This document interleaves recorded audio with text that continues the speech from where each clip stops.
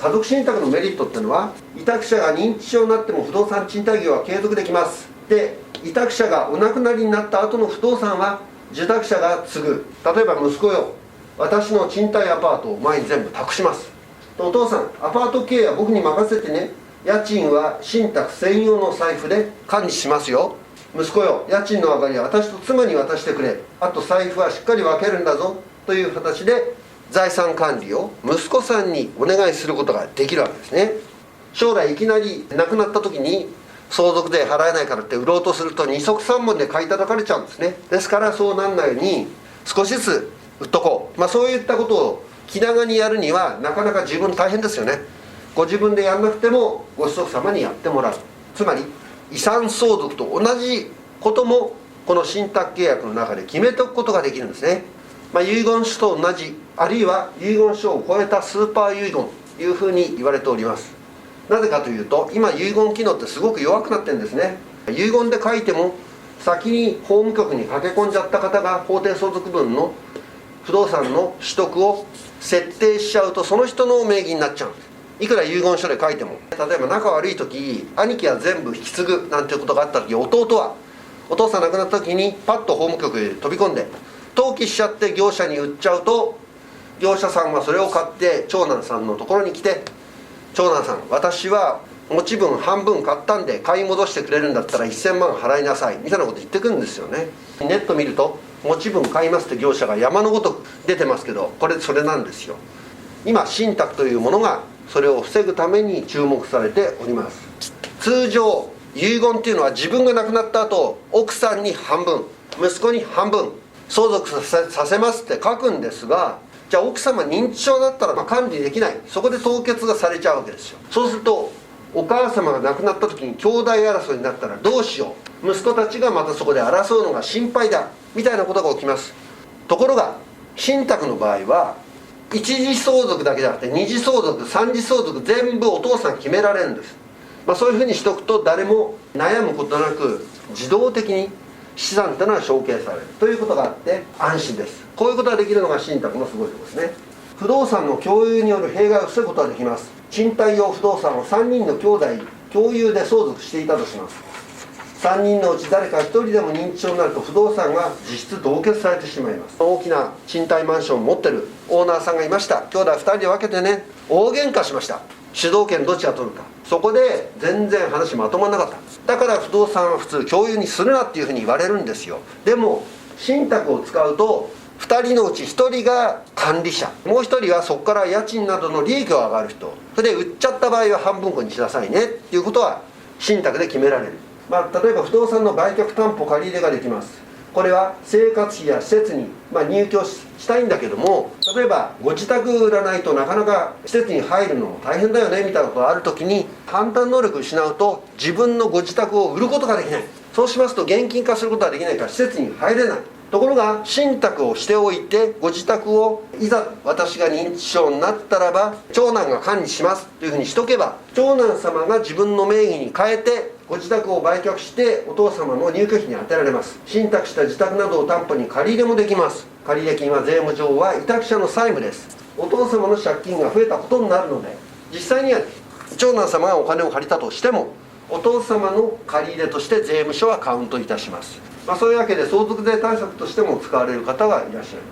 この間も11億円の相続税払う方が4億5000万円まで減らすことができました。等価交換が予想される土地をお持ちの方などもお使いになってます。等価交換時間かかりますからね。お子様のいないご夫婦、この場合も大変大事ですね。お子様がいないと亡くなった時においごさん姪御さんに財産が行くことになりますね。でその時にどっちが先に亡くなるかで全ての財産が片っぽのご家族の方に行ってしまうんですね。均等にそれぞれのご夫婦のご親族に分けるには信託というのは有効な手段です。長男に家督を譲ったんだけど子供ができない。で長女の方にはお孫さんができた。でこのままやっとくとどうなるかというと、長男様の財産は長男様の奥様に行って、奥様から奥様の兄弟の方に全財産が行くんです。血のつながってないよそのご家庭に財産が、行ってしまうよりは、お孫様がいるんだからそっちに本当は財産戻したいんだけどみたいな時にはどうでしょう。一次相続、二次相続、三次相続が指定できる信託というのは有効ですよね。再婚された場合も、これもいくつかケースございますが、最愛の奥様亡くなられたんですが、また新しい奥様と最後余生をお幸せに暮らしていた。逆もあり得ると思いますけど、そうするとそちらの方に財産は行くんですね。だけど元の奥様との間のお子さんは一体僕はどうなっちゃうのみたいな話になるわけです。最愛のご妻さんが亡くなったら、やはり血のつながった長男に財産を戻したい、こんなことができるのが信託ですね。家族信託の注意点、ここがポイントです。今いろいろ注目されておりますが、家族信託に詳しい弁護士はほぼいません。これは本当の話です。なぜか、司法試験には信託法は出てきません。司法書士が主にやってらっしゃるんですが、司法書士はあんまり法律ですね、詳しい方いるとは限らないです。よく司法書士業界が中心となって家族信託やろうとしてるんですが、私ども金融機関としてはこれは受け付けられませんというケースが発生いたします。そもそも信託をよく分かってない先生が多いです。で、家族信託に詳しい税理士もほぼいません。相続関係分かんない。税理士に相談すると大体トンチンカンな答えになって、また第三者にお願いしてまたトンチンカンになっちゃうってことがあります。家族信託ご検討のポイントは何かっていうと、やはり思い立った期日、ご高齢の方はいつ健康が不調になるか、入院するか施設に入るか分かる手遅れとなります。家族信託はいつやっても使う時は将来ですけれども、毎月の手数料ってのは別にかかるわけじゃありません。ご家族間の契約ですから無料ですね。同じやるならばお元気なうちに作って送った方がいいと思います。でまたそれが内容的に見直したいなと思ったらそれを見直せばいいんですね。そしてまずは金融機関に相談する。金融機関が結局は預金や融資の形でこの家族信託サポートしてますので、金融機関がノーと言ったらできないんですね。ですから金融機関に相談してそこから紹介していただいた方がいいと思います。でしかも金融機関は無料です。事業はまず着手金10万円、毎月10万円の相談料みたいに言って抜き差しならない関係になって、結局はここに頼まざるを得ない、もう50万も払っちゃったからみたいな、そういう話が結構あります。もしご預金だけならば、ご預金だけで資産の凍結を防ぎたいということでしたらば、ここまでやらなくてもう一つある。最近できたんですけども、こちらで認知症になった後でも払い戻しはできますよっていう預金制システムを作りました。これ無料で利用できます。将来の、つまり認知症の後も代理人が払い戻しができますっていう制度があるんですね。まだいくつかの金融機関限られてますけれども、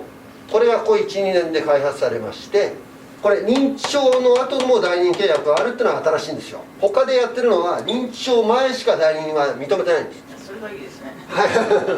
預金だけでした。例えば遺言とか作っておいてあげると、後々お子様たちが悩まなくて済むんですね。大体遺産分割ってすごく子供たちにとって負担なんですよ。絶対言う人がいるんです。お前なんか全然その母さんの面倒見なかったじゃないかとかですね、うちの家内が散々面倒見てやったじゃないかとか主張しだすと喧嘩になる。そういうことはないように、おすすめするとしたらこれプラス遺言ですね。これは簡単に作っておいた方がいいと思います。簡単でいいんです。便箋に遺言書、何月何日私は財産を子供たちに法定相続で相続させます。名前、住所、3本番ボン、封筒に入れて、これ遺言書だ。取っとくだけでも違います。まずこれ作って、それを公証人役場に行ってやりたいんだけどって話があれば、印鑑証明、住民票、実印、これを持って、あと証人が2人、その内容で頼むねっていうふうに弁護士先生とか、あるいは我々みたいなところに相談していただければ、そこでお手伝いして、それで遺言もできます。気が変わったら変えることもできます。新しい遺言を作るときは、前の遺言第何番の遺言書を廃棄して新しくこの遺言にしますと、この遺言書は国が保管してくれます。これとこれはおすすめかなって感じがしますね。ご預金だけの方でした。